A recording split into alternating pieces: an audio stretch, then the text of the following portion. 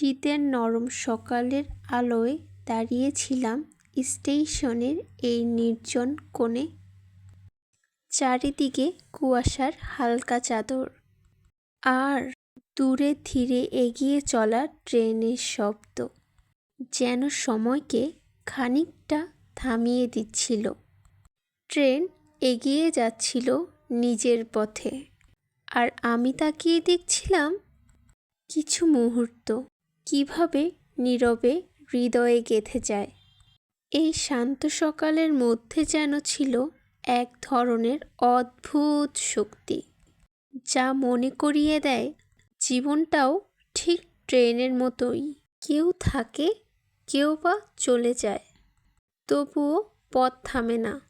আর আমরা শুধু সেই পথ চলার মাঝেই কিছু মুহূর্তকে ধরে রাখি, ঠিক এই সকালের মতোই, নরম, শান্ত, আর ভীষণভাবে মনে থেকে যাওয়ার মতো একটা সোনালি সকাল।